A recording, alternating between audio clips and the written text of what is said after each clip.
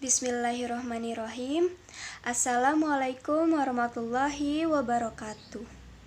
Perkenalkan, nama saya Ruri Dwi Rahmayani dan Saya Ifah Zubaidah.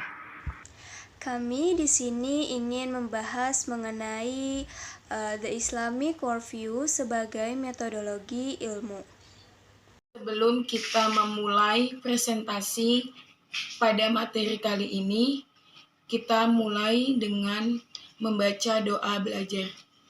Bismillahirrahmanirrahim. Raditu billahi rabba wa bil islami dina wa bi muhammadin nabiyya wa rasula.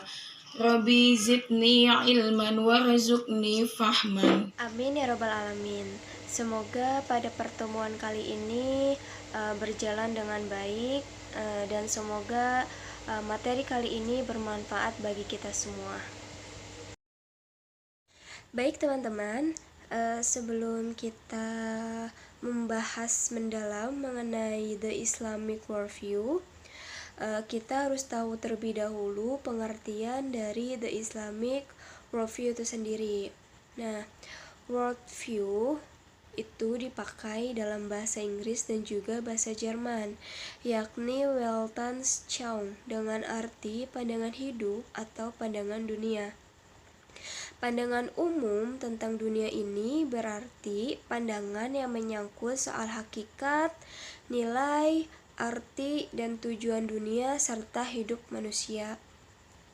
Selanjutnya, worldview pada dasarnya merupakan suatu konsep yang dapat digunakan untuk menggambarkan cara pandang manusia secara umum tanpa melihat bangsa atau agama. Nah, menurut tokoh Ninian, worldview adalah kepercayaan, perasaan, dan apa-apa yang terdapat dalam pikiran orang yang berfungsi sebagai motor bagi keberlangsungan dan perubahan sosial dan moral.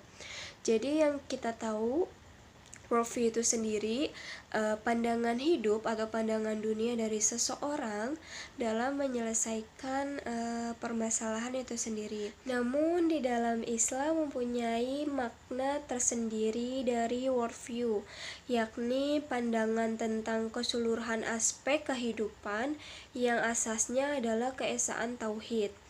Lalu M. Hasan menambahkan bahwa pandangan hidup seseorang juga disebut sebagai filsafat seseorang atau pola pikir, pandangan hidup, ideologi, iman, atau bahkan agama. Jadi bisa kita simpulkan, the Islamic worldview adalah akidah fikriyah atau kepercayaan yang berdasarkan pada akal yang asasnya adalah keesaan tauhid yang terbentuk dalam pikiran dan hati setiap muslim dan berpengaruh terhadap pandangannya tentang keseluruhan aspek kehidupan. Selanjutnya kita akan membahas konsep the Islamic worldview. Nah, di dalam worldview Islam sangat berbeda dengan worldview Barat, karena di dalam worldview Barat mereka ini berkarakteristik materialis dan menolak sesuatu yang berkaitan dengan ketuhanan. Sedangkan worldview Islam mampu melihat dan memandang alam sebagai sunatullah, karena Islam menjadikan iman sebagai sentral atau pusat dalam membentuk pengetahuan dan perilaku manusia. Nah, manusia yang mendapatkan ilmu pengetahuan dengan proses yang baik dan juga benar akan menjadi pribadi yang baik dengan iman, Islam, dan ihsan yang matang. Maka ia akan memiliki sikap yang terbuka dan menerima dalil-dalil yang terbaru. Oleh karena itu, konsep the Islamic worldview mempunyai 5 unsur. Nah, unsur pertama itu ada konsep akidah. Di dalam konsep akidah ini berasal dari surat Al-Baqarah, yaitu ayat 285, yakni keimanan kepada Allah. Nah, keimanan kepada Allah ini menunjukkan bahwa hanya Allah zat yang layak untuk disembah serta zat yang kekal abadi. Lalu selanjutnya ada keimanan kepada malaikat. Beriman kepada malaikat berarti meyakini dengan sepenuh hati bahwa Allah telah menciptakan malaikat sebagai makhluk gaib yang diutus untuk melaksanakan segala perintahnya. Lalu selanjutnya ada keimanan kepada kitab suci. Nah, yang seperti kita tahu, kitab suci ini diturunkan untuk berkomunikasi antara Allah dan juga makhluknya. Lalu keimanan yang terakhir yakni iman kepada nabi dan juga rasul. Nah, ketika kita beriman kepada Allah dan meyakini bahwa Allah hanya Tuhan yang layak untuk disembah, maka kita harus pula meyakini akan semua para utusannya, seperti nabi dan juga rasul. Selanjutnya kita masuk ke dalam unsur yang kedua, yaitu konsep ilmu agama. Nah, di dalam konsep ilmu agama ini, Isa memberikan arahan kepada para penganutnya untuk menuntut ilmu sedalam-dalamnya, baik itu ilmu yang berkaitan dengan dunia maupun dengan akhirat. Lalu, ilmu dalam pandangan Islam adalah ilmu yang dapat menghantarkan kepada kebenaran, sedangkan kebenaran dalam Islam mencakup pandangan terhadap dunia dan juga akhirat, baik itu ilmu agama maupun ilmu umum. Selanjutnya, unsur yang ketiga yaitu konsep pendidikan. Nah, pendidikan dalam Islam merupakan proses dalam menciptakan manusia yang beriman dan bertakwa kepada Allah sebagai perwujudannya sebagai hamba Allah. Sehingga dengan proses pendidikan ini, kita menjadi pribadi yang memiliki akhlak yang baik, sehingga dapat dikatakan bahwa keberhasilan dari sebuah pendidikan ialah terciptanya manusia yang memiliki akhlak yang baik. Karena pendidikan itu merupakan proses menciptakan generasi berikutnya yang memiliki sudut pandang kehidupan sesuai dengan landasan yang bersumber dari wahyu ilahi, kalam ilahi, dan nubuwah kerasulan. Lalu unsur yang keempat yakni konsep akhlak, di mana adab merupakan hal dari proses pendidikan, sedangkan akhlak merupakan perwujudan dari iman dan juga ibadah. Dengan keimanan yang matang kepada Allah akan melahirkan dalam dirinya rasa tanggung jawab, sikap taat terhadap hukum, bahkan sikap bertoleransi. Dan yang terakhir ada unsur konsep toleransi, di mana agama Islam sering didefinisikan dengan Islam sebagai rahmatan lil alamin, yang artinya agama yang membawa rahmat atau kasih sayang kepada seluruh alam. Nah, hal ini menunjukkan bahwa agama Islam mengajarkan sikap toleransi bukan hanya kepada manusia saja, melainkan kepada alam semesta, binatang, dan juga lingkungan. Hal ini memberikan pengertian bahwa Islam menawarkan toleransi dalam bentuk saling menghormati dan juga menjaga saling tolong dan menolong. Selanjutnya pada pembahasan kali ini yaitu pengertian metodologi ilmu.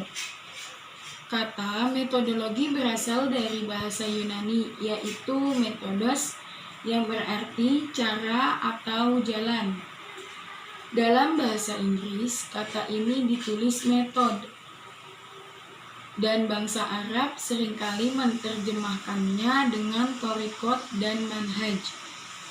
Sedangkan dalam bahasa Indonesia, kata tersebut mengandung arti cara yang teratur dan berpikir baik-baik untuk mencapai maksud dalam ilmu pengetahuan dan sebagainya, atau cara kerja yang bersistem untuk memudahkan pelaksanaan suatu kegiatan guna mencapai suatu yang ditentukan. Metodologi adalah bidang penelitian ilmiah yang berhubungan dengan pembahasan tentang metode-metode yang digunakan dalam mengkaji gejala-gejala yang terjadi pada alam atau manusia. Suatu metode ilmiah adalah aturan-aturan yang harus diikuti oleh peneliti dalam melakukan kajian terhadap pokok persoalan yang dikajinya. Sedangkan metode ilmu dalam Islamic worldview secara sederhana adalah ilmu tentang cara-cara atau metode-metode yang digunakan secara runtut dalam meneliti, memahami dan menggali ajaran-ajaran atau pengetahuan-pengetahuan dari sumber-sumber yang diakui oleh pedoman otoritatif Al-Quran. Dalam skema Al-Quran, ilmu itu dapat diperoleh melalui wahyu, hakul al-yakin, rasionalisme, atau inferensi yang didasarkan pada pertimbangan dan bukti, empirisisme, dan melalui persepsi, yakni dengan observasi, eksperimen, laporan sejarah, atau deskripsi pengalaman. Ada metodologi dalam Islam. Metodologi berarti membahas kajian-kajian seputar berbagai macam metode yang bisa digunakan dalam Islam. Adapun metode secara lebih rinci dapat dijabarkan sebagai berikut. Menurut Syariati, metode dalam Islam dibagi menjadi 4, yaitu 1. Mengenal Allah dan membandingkannya dengan sesembah agama-agama yang lain. Kedua, mempelajari kisah Al-Quran dan membandingkannya dengan kitab-kitab samawi.